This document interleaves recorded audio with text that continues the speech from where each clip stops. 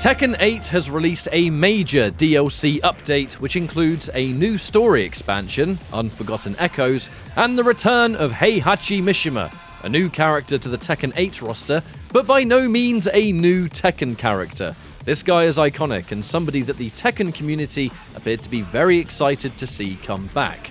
Now, I've been fortunate enough to have Bandai Namco sponsor this video, providing me with a PlayStation 5 copy and the new content itself, just so I can play it and gather my thoughts into the video that you're watching right now. We're going to dive into Heihachi as a playable character, as someone who does not have an extensive background with the franchise, and also cover my thoughts on the latest story expansion. My history with Tekken started off with Tekken 2, a game that I got into at an extremely young age. Now, I gotta admit, I never really played Heihachi in this one. I was a Yoshimitsu and Kunimitsu player back when I was a kid, although I always remember his stage having one of my favourite pieces of music. I mean, just listen to it.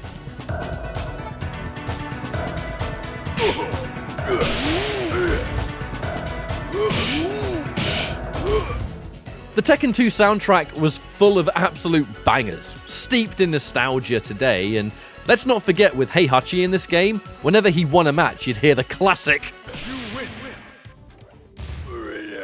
But overall, this was where I was first introduced to the character of Heihachi. He'd be an instant fan favourite after the first game, and when players saw that he wasn't in the initial Tekken 8 roster, it definitely took people by surprise to see him appear as the third character in the Year 1 character pass. I still have fond memories of Tekken 2, and I have it these days on my PlayStation 5. Now, before we start with anything else, I figured it would be good to share with you my first moments in training mode with Heihachi. There's a lot of really good players using this character already, so thankfully, learning new characters isn't as tricky as it once was back in the earlier days of the genre. The internet has certainly helped out with that a great deal. Alright, so I've been in training mode and I'm trying to figure out a few combos.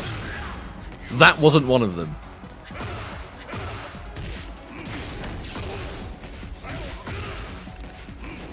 Ah, no. Nah, I got this. Check this out. I'm certain I'm doing like the wrong ender before I get into the wall. Probably something better than that, but I'm really bad at figuring it out. You know, that damage isn't too bad, though. That damage isn't too bad. Yo, check this out, though. Up, forward, 4-1. Look at the damage on that. And then you can wall splat. That's really good for my baby hands.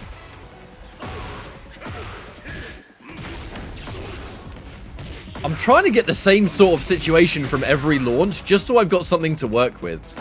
I'm guessing forward 2 is probably the same situation as well, if I can get it.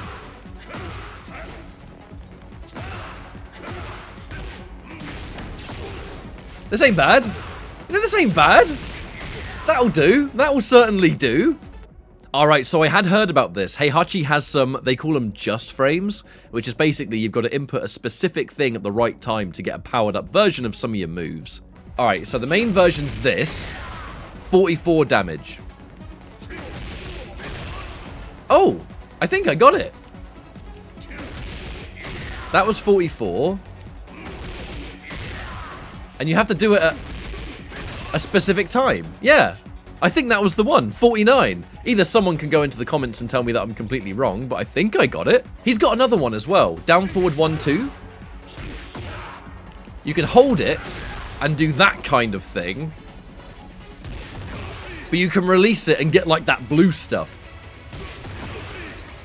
33 damage. Charging it all the way does... Oh, that's not a true combo if you charge it all the way. I see. So you want to release it at a certain time. And if you're correct, which I think I'm doing it too late. Hey, that's the one. That's the one. Another one I think is a charged back 2. Yeah, that move. So on its own, it does that. Ah, I think we got the blue stuff. I heard it. I heard it.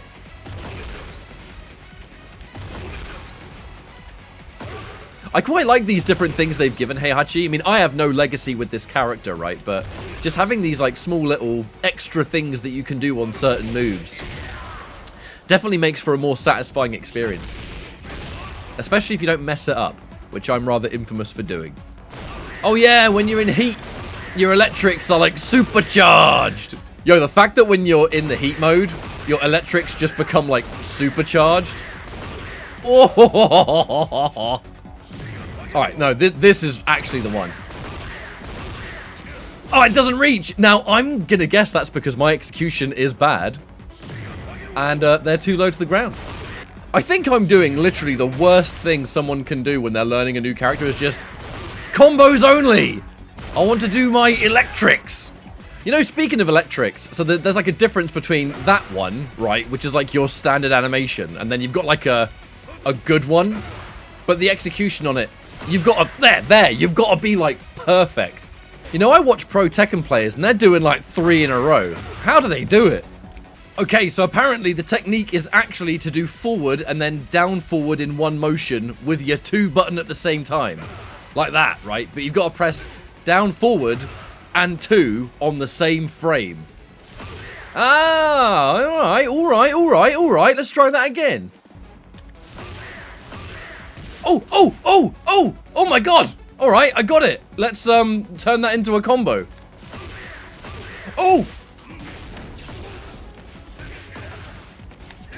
Oh! Yes! Yes!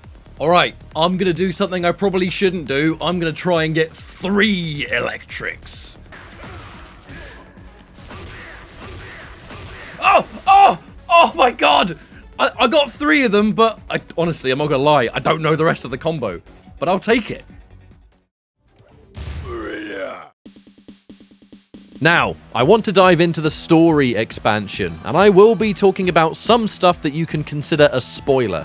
So if you don't want to know about anything that happens here, I suggest clicking ahead to when I start talking about other stuff. Don't worry though, I will timestamp this video to make it easier for you. The story, named Unforgotten Echoes, takes place during the existing story of Tekken 8. The main focus here is to highlight the DLC characters such as Eddie, Lydia, and of course, Heihachi. The DLC characters get their own respective chapters, and it continues on their own personal stories, while at the same time giving us a bit more detail over some of their backgrounds, especially Lydia, who was brand new to Tekken 7. So there simply hasn't been as many Tekken games to expand on what her story is all about. Simply put, Eddie and Lydia are working together, and here they're definitely on the side of good. The chapters cover various different fights, and they still have that specific Tekken 8 story style. There's a lot of cinematics, working different moments into the basic fighting. Look, it's kind of hard to explain if you haven't played Tekken 8 before, but basically, it puts you into real matches against computer-controlled opponents. But it very frequently interrupts the fights to either give some story stuff or these extra flashy bits to make things seem a lot more over the top. And trust me, Tekken 8 goes way over the top in the story, and it's clear that they're having a lot of fun with it. It seems that Eddie is kind of trying to redeem himself in this game, something that he makes very clear in the cutscenes that he's a part of, especially in the chapters that you play as him in. Now, look, I'm not going to sit around and pretend that I know the extensive lore of Tekken, because I don't. But the story tries to make it clear about character motives, and even has a constant use of older footage from previous games to reinforce if characters have previously interacted. It's something that the base story of Tekken 8 does, and it's the same situation here, something that I definitely appreciate as a newcomer to the overall lore. The big thing that Forgotten Echoes shows us is a group called the Tekken Monks. You see, in the story, the Mishima fighting style was the cause of conflict between 2 different clans, fighting each other to become the legitimate successor. The clan which was defeated withdrew from the world, and that is the Tekken Monks. They continue to practice their martial arts together and are in pursuit of what is called the ultimate technique, so they can restore Mishima style to its former glory. And that's a quick little backstory on this group, and the reason I've mentioned all that is because they are a key part of this story expansion. Now that's because they have a significant role to play in where Forgotten Echoes takes you. To be honest, I don't want to go too far into the story past what I've already said, because although I've mentioned spoilers earlier on in the video, I urge you to check the rest of it out for yourself. Because anything like a recap or whatever, it's just not going to achieve the same effect for you. Now, a lot happens in this story in a very short space of time, and while I was playing through the earlier chapters, and I've got to say, definitely feeling like it was more of what we'd seen in the original story, it's definitely not a bad thing if you enjoyed the story of Tekken 8, which I can safely say that I did. There's just absolutely some different turns taken at the end, and things finish with a bang. That's all I'm going to say about that. Now overall, I think Forgotten Echoes is a tidy little package. It continues a similar formula to what players have already experienced, but just with some new characters. And if you're a fan of those new characters, well, I'm sure you're going to appreciate what's been done here. My only real piece of critique is that it's a bit short. That said, the story is one piece of this package. Let's talk about Heihachi and what he's bringing to the table. As somebody who is definitely not a Tekken pro, but had fun trying him out all the same. Heihachi has seemingly retained a lot of older moves, which you can definitely expect with Tekken, because it's pretty much the most legacy-heavy fighting game out there. Some characters have moves that they started with in like the early 90s, and they still have them to this day, with even the exact same inputs.